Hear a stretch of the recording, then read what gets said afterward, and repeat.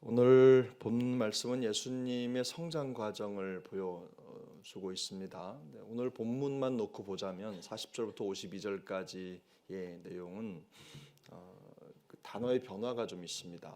처음에 40절을 보면 아기가 자라며라고 표현된 이 예수님의 성장 과정의 시작이 43절을 보면 그 아기가 아이로 바뀝니다. 그래서 아이 예수라는 표현이 등장을 하고 또 49절 이하를 보면 이제 어떤 수식어도 붙지 않은 예수라고 하는 표현이 등장을 합니다.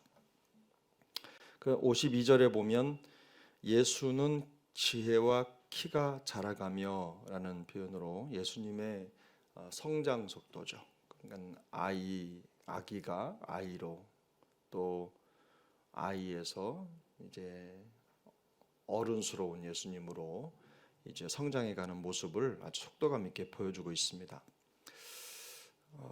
예수님의 속도감 있는 성장뿐만 아니라 여기 오늘 본문에 보면 예수님께서 이 땅에 태어나셔서 하신 첫 번째 말씀이 등장을 합니다. 49절이죠. 49절에 보면 예수님께서 하신 말씀입니다. 그래서 태어나서 처음으로 이제 예수님의 말씀이 기록된 내용인데 예수님이 처음 입을 떼서 말씀하신 내용이 여기에 기록되는데 이 내용이 보여주는 것은 예수님이 누구이신지를 분명하게 말씀하고 있다는 겁니다. 유대인들은 13세가 되면 어른 대우를 받는다고 합니다. 근데 오늘 본문에 예수님은 12살쯤이라고 했으니까 어른이 돼서 율법을 스스로 지키고 따를 수 있는 나이로 인정받기 전 12살 때까지 성인이 되기까지 성인으로 인정받기 바로 전까지의 내용을 기록한 것이라고 생각하면 되겠습니다. 근데 이 예수님의 성장 과정이 우리에게 주는 교훈이 있습니다. 이 한 10절 남짓한 이 본문 안에 참 많은 것들이 담겨 있는데요. 그냥 간단하게 살펴보면 기본적으로 예수님의 성장 과정이 우리에게 주는 첫 번째 교훈 중에 하나는 그걸 우리의 삶으로 그대로 적용을 해보면 성도의 자기 인식입니다. 성도가 누구냐, 성도가 하나님 앞에서 어떤 존재냐라는 것을 분명히 알고 있어야 된다는 것을 우리에게 알려주죠. 49절을 보면 예수님은 어찌하여 나를 찾으셨나이까? 내가 내 아버지 집에 있어야 될 줄을 알지 못하셨나이까? 이렇게 말씀하셨는데 하나님 아버지와의 관계를 분명하게 말씀하셨고 또 이제 우리가 알고 있는 것처럼 성경에서 보여주는 예수님의 신비로운 탄생과 또 성장의 과정에서 예수님이 어떤 모습으로 자기를 이해하고 있고 또 어떤 일을 해야 되는 분이셨는지를 이 짧은 한 구절에 담고 있는 거죠. 자기가 누구인지를 잊지 않고 있다는 뜻입니다. 물론 잊으실 수가 없겠죠. 없는 사실이고. 근데 우리 성도에게 이 말씀을 그대로 적용을 해보면 성도 역시 마찬가지죠. 성도는 어떤 존재입니까? 세상으로부터 부름받은 소명자고 또 세상으로 보냄받은 사명자죠. 그래서 성도는 단지 세상의 수많은 사람 중에 한 사람이 아니라 하나님이 콕 집어 선택해 구원한 하나님의 자녀입니다. 뿐만 아니라 하나님께서 그들을 부르셔서 그들에게 사명을 주시고 이 땅에 하나님의 백성으로서 살아갈 수 있도록 구별해 주신 존재라는 겁니다. 자기 인식이 분명하게 있어야 되는 거고, 두 번째 교훈은 이 성장 과정이 보여주는 것 중에 우리의 삶 속에 그대로 적용을 해보면 성도의 지속적인 성장입니다. 머물러 있을 수 없는 존재라는 거죠. 예수님은 사실 태어날 때부터 구세주이셨습니다. 성장해 가면서 예수님이 구세주가 되신 게 아니라 처음에 태어날 때부터 우리의 영원한 구세주이셨습니다. 하나님이셨습니다. 그런데 성경은 간략하게나마 예수님의 성장을 보여줍니다. 그래서 오늘 40절에도 보면 지혜가 충만하여 하나님의 은혜가 그 위에 있더라. 그 예수님의 성장의 과정의 모든 영역에 사실 하나님의 은혜가 있다는 것을 분명하게 말씀하고 있고, 또 52절을 보면 지혜와 키가 자라가며 그랬습니다. 예수님께서 처음부터 하나님이셨고 처음부터 구세주이셨고, 또 우리가 알고 있는 대로 예수님은 하나님이시지만 자기가 받은 사명을 온전히 감당할 수 있는 때가 되기까지 자라셔야 했던 겁니다. 예수님이 완전한 하나님이시자 완전한 인간이라고 하는 아주 중요한 우리 기독교의 진리죠. 진리를 이렇게 자라감을 통해서 보여주시는 것이기도 하지만, 예수님께서 지혜에 있어서 자라가신다라는 것은 예수님께서 하나님께서 그에게 맡기신 이 땅에서의 사명을 수행해 감에 있어서 하나님의 뜻을 분별해 가는 그 지혜가 자라갔다는 것을 의미합니다. 그래서 어릴 때 그대로의 모습이 아니라 자라가면서 이제 어른으로서 하나님의 뜻을 분별하고 그 뜻을 수행해 낼 수 있을 만한 그런 지혜와, 사람으로나 또 영의 모습으로나 부족하지 않은 모습으로 끊임없이 성장해가는 모습을 예수님은 우리에게 보여주고 계신 겁니다.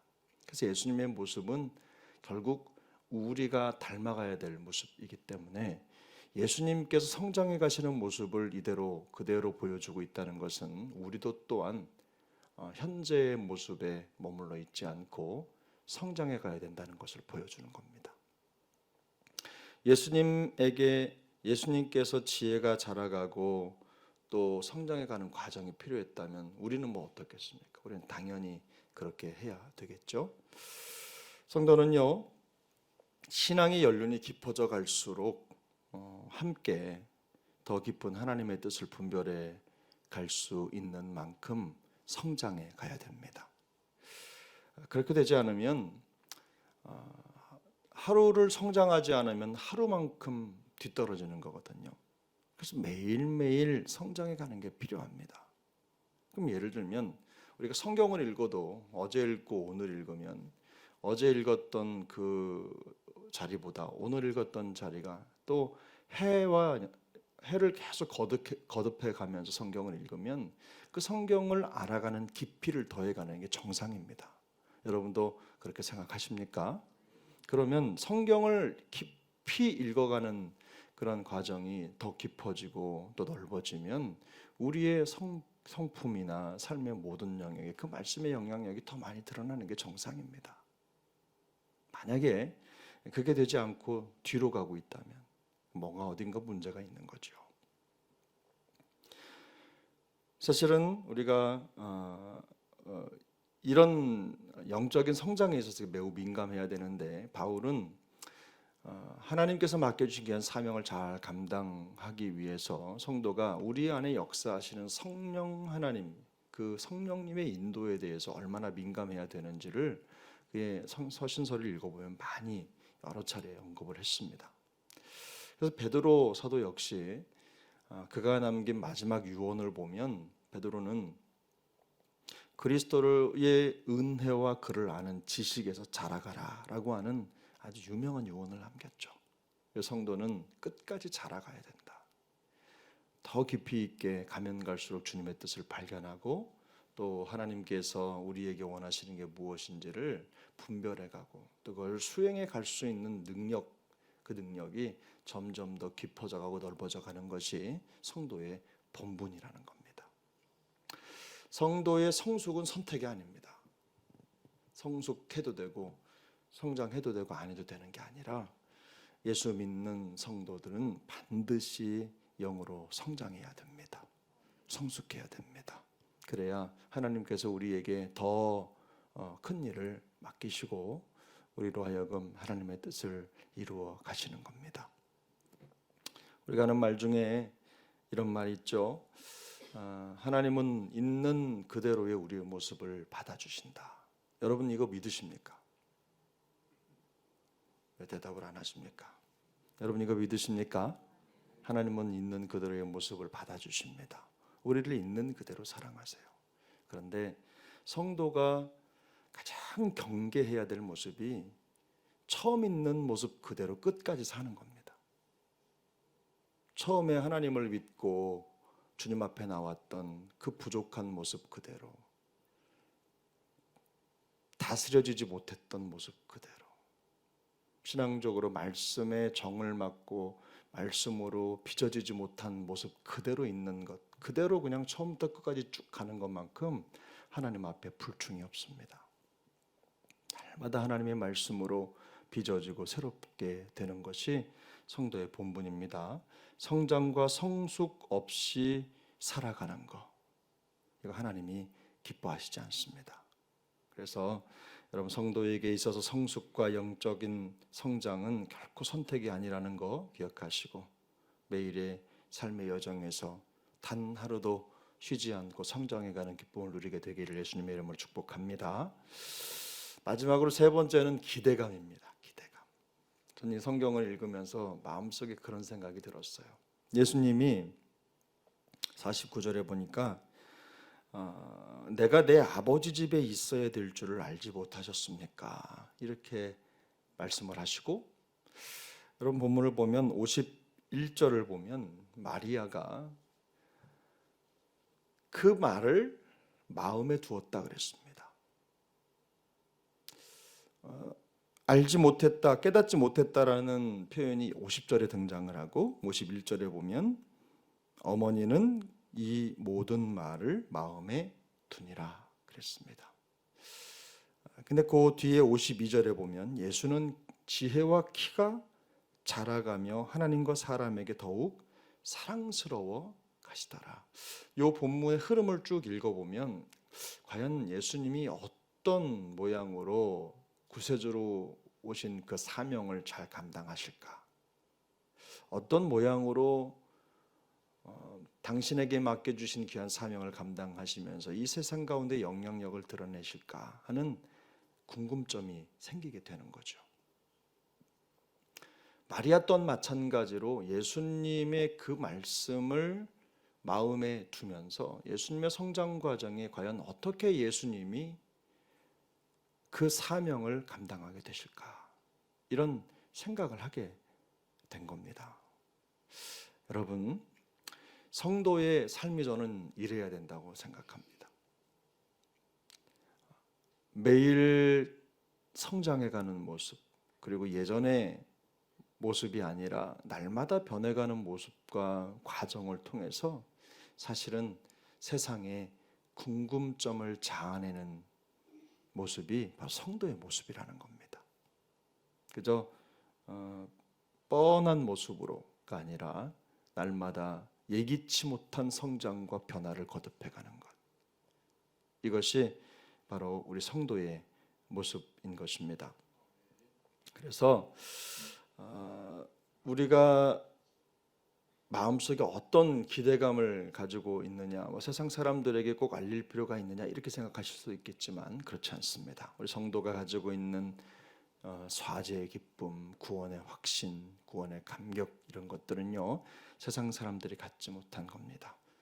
누구도 예상할 수 없는 기쁨과 감격인데, 그런 감격, 또 구원에 대한 그 마음속의 벅찬 은혜, 또 사죄의 기쁨, 이런 것들이 우리의 삶을 어떻게 지배하고 그것이 우리의 삶에 어떻게 역사하느냐에 따라서 우리의 삶의 방향이 바뀌는 겁니다. 그래서 사도 바울은 이런 구원의 감격이 넘치고 사죄의 기쁨이 넘치는 성도의 삶에 대해서 여러 군데에서 많이 표현을 했습니다만, 그 중에 가장 우리가 알고 있는 것 중에 고린도후서 6장에 보면 이런 표현들이 있죠. 무명한 자 같으나 유명하고, 죽은 자 같으나 살아있고, 또 징계를 받은 자 같으냐 죽임 당하지 아니하고, 근심하는 자 같으나 기뻐하고, 또 가난한 자 같으나 많은 사람을 부유하게 하고, 또 아무것도 없는 자 같으나 모든 것을 가진 자다. 이게 성도의 모습이라는 겁니다. 그래서 상상을 초월하는 거죠. 많은 사람들이 생각하는 사람들의 감정과 생각의 변화, 삶의 모습들, 이게 아니라 복음을 가진 자들의 모습은 뭔가 달라도 다르다. 그래서 항상 기대가 넘치는 모습이라는 겁니다. 저는 우리의 모습이 그와 같길 바랍니다. 매일의 삶의 여정에 정말 주님께서 우리에게 허락하신 그 복음의 능력이 우리의 삶의 능력이 되고, 그래서 세상 사람들이 생각할 수 없는 그런 변화들이, 또 모습들이 있어서 우리로 하여금, 우리를 통하여 하나님의 나라가 궁금해지고 교회가 궁금해지고 예수님이 어떤 분이신지 알고 싶어지는 그런 기대감 있는 멋진 삶이 우리의 삶 되어야 될 줄로 믿습니다.